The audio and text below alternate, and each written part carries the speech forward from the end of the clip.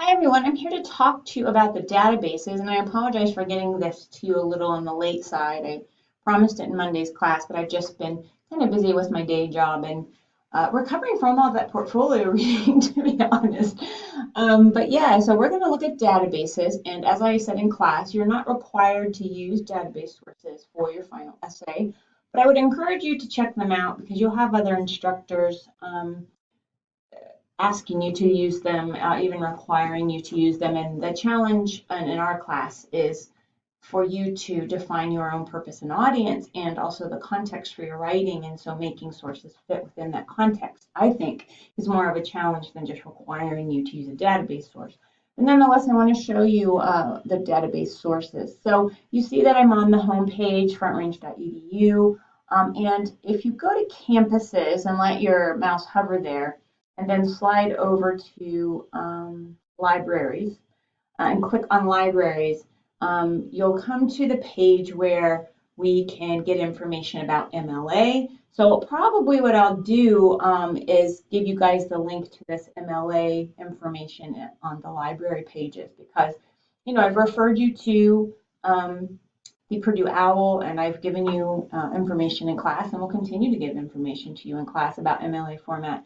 But these are some good resources, and I believe there's even a couple of quick videos, so having the link to that page will be cool. I'm not going to click on it right now. There are other tutorial videos you might want to check out that I'm not going to cover in this video. What I want to show you instead are the online resources available to you as a student at FRCC, and you're going to want to click on the first link here for Boulder campus. So if you scroll down a little ways, you can right here go ahead and use any of the EBSCO-based databases, but I want to talk to you about a few specific. So all of these, I'm going to guess, yes, they are, because they're under this heading here. All of these are EBSCO-based databases, and what that means is EBSCO is one of the companies that sells database services to colleges. CU Boulder probably subscribes to EBSCOhost as well. All of the colleges I've ever worked for have. So you see you have some choices here. If I were you, I would check out Academic Search Premier, especially if you have a professor in the future who says, please only use authoritative, scholarly, peer-reviewed journal sources. I want to also show you that there are some topic-specific databases like psychology. So if you're taking a psychology course or have a psychology angle to your essay, you could use a source from here. If you're looking for something about the psychology of whatever your topic is related, whatever your topic is, then going into a database that's specifically focusing on behavioral science is better than going into, this is considered a general subject database, and it's going to give you information on your topic within a huge range. And so you really just don't want that because you don't have time to go through a million sources. And then, if yours is science-based, something here. JSTOR is incredibly scholarly and focuses mostly on humanities topics, specifically literature. I've used it in some of my own coursework when I've studied literature or when I was working on an MFA creative writing degree. So this is kind of subject specific. If you're not doing anything related to literature, you can skip this. So I didn't click on any of these EBSCO-based databases because they all work the same. I prefer to talk to you for a few minutes about opposing viewpoints and CQ research. So let's go into opposing viewpoints first. For those of you going into courses in the fall, you may find that you have to write an argumentative piece. This will be maybe assigned by a professor. And so Opposing Viewpoints is a database that gives you articles, both magazine, newspaper, scholarly journal articles, even some links to websites, links to images, links to studies, all focusing on current and controversial topics. And so if you're, this is the home page. You can do a search for your specific topic up here. But if you scroll down, you can kind of see what the database company is identifying as, current or controversial topics being talked about right now, being discussed right now. So you can click on any of these if you're interested in looking at some of the sources. I am going to try to find something on my topic right now, and I'm going to tell you right now that I don't think I will.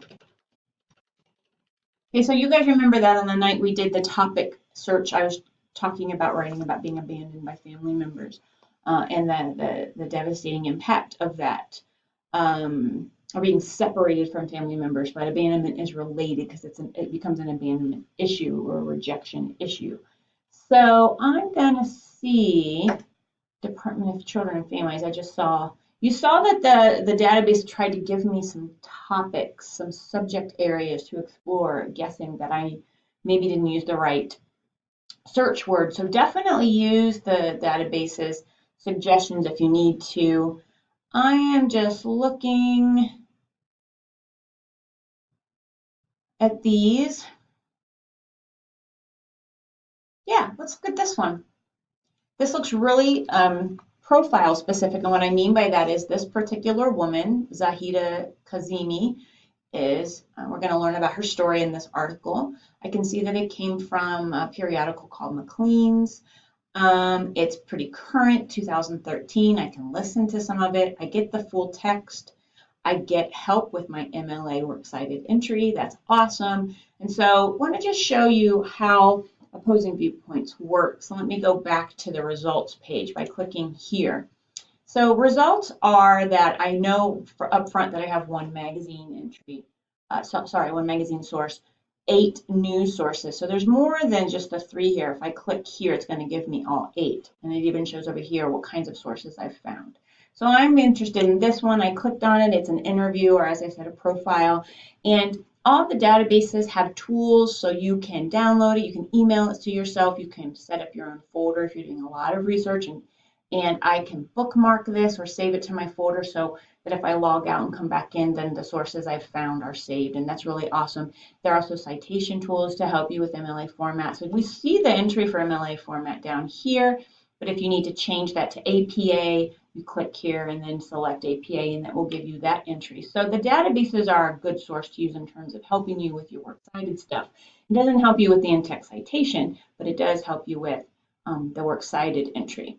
So that's really cool. Let's go back to the home page really quick. And I think if I click here or click here on home, I want to just show you one more thing. Let's say I wanted to do my essay on prostitution. And I just wanted to show you a little bit more about opposing viewpoints, what a cool database it is. It's one of my favorite, and here's why. So remember when I searched for abandonment, I came up with 2 kinds of sources, news sources and 1 magazine source. Check this out. When it shows you your the search results, it categorizes the sources by type. So you could, if you wanted an image, you guys remember someone in class asked, can I put images or pictures in my essay 5? And I said, absolutely. You know, there'll be some image sources, there'll be some videos, websites, academic journals. So these are our sources by type of source, and that's really cool because maybe you have a professor in the future who says specifically, I only want you to use academic journals. So that's identified for you. If your professor doesn't care, you can use a mix of these. And let's say you want some statistics. There it is. You need some basic reference information about prostitution because you want to give some history early in the essay. You might come to this reference area and use some of this more general information. Some of these featured viewpoints are going to be more specific related to prostitution and related to certain aspects within that topic. So really cool how this database categorizes sources. I want to show you one more. So I'm just going to click back on my tab and I want to show you CQ Researcher. CQ Researcher is similar in that it's going to give you some current controversial topics here, some featured reports. You can look around on the homepage to see what it has to offer. You can do a search by topic, so I'm not going to do that this time. I just want to show you how this particular one works, this particular database. And let's say I'm interested in writing about LGBT rights for my paper. So when you click on or find, after doing a search, an article that looks like it's related to the topic you're writing about, what's going to happen is you're going to get this really, really long article. Let me show you. If I do a print preview, and I think that's what I'm going to do. It's going to give me a print preview in a minute. Oh, no, hold on. Let me try that again. Actually, it is. It's loading. I was not putting to my printer right now. I think it says Adobe. Hold on. Let me change to my printer. And it should give me a preview of how many pages this is before printing. And if it doesn't, I'm printing something very long. Well, it didn't. So it's printing. You guys might hear I have kicked on. The reason I just did that because I want to show you how long these articles are. So if you choose to print it, it's going to print. I'm going to guess this one's at least 10 to 12 pages. Maybe I'll take this home and give it to my daughter. Oh, it wasn't that long because the print's really small. Let me see how many pages. And maybe did it do double space? No, I think it only did page 1 because I think when I printed it, it said page 1.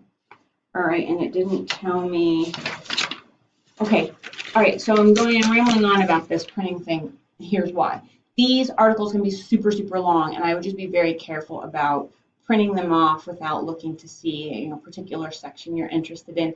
This one's not incredibly long, but notice the sections, right? There's this kind of the chronology of what's happened with law related to LGBT rights, excuse me. And there are some subheadings within here, employment and housing and international development. So it gives me lots of information. It's a longer article with lots of information inside. And these CQ Researcher articles are written by staff writers, so they've done a lot of research like we were doing in Opposing Viewpoints, and they've kind of compiled it all together. But I like these kinds of articles for students because it's kind of a one-stop shopping kind of article where you're going to get all kinds of information, and perhaps this becomes a really important source for you in your essay. Even if you're just reading to get background information on your topic. We get some chronology on, it looks like some law changes, and then things happening in different countries and different states, and then lots of footnotes from the article, which you saw, and then you'll notice that in these footnotes there's lots of sources. So if you're interested in any of these sources, and so this is a really cool thing to do, to go find legitimate sources you can trust, like this CQ Researcher article, and kind of look through the footnotes, kind of work a little bit like a bibliography. I can see where the staff writers compiled the information from in these sources, and if I'm interested in any of these specific topics for my paper, I can go find these because now I have author names and I have article titles and even periodical names. This is a New York Times article, it looks like, so I can go to New York Times, maybe even click on this link and go directly to this particular article if this is something that interests me. Again, really helpful. We get citation information at the bottom. However, this one's an APA, so if we wanted to switch over to MLA, we would click Cite Now, and we would ask it to switch to MLA here, and then you can export it so that you can copy and paste it into a document. You can put it into a processing document or whatever. Okay, so really helpful, these databases, and I'm super glad we got to look at them because all of them have the ability for you to save your research inside here. You set up an account, everything, and then you can come back in and look, or you can print these things to yourself. You can get your citation stuff as well. So hopefully that was helpful. If you guys have any questions about any of the databases, I can help you with any of them. I'll also mention very quickly some other sections here. There's some newspaper databases.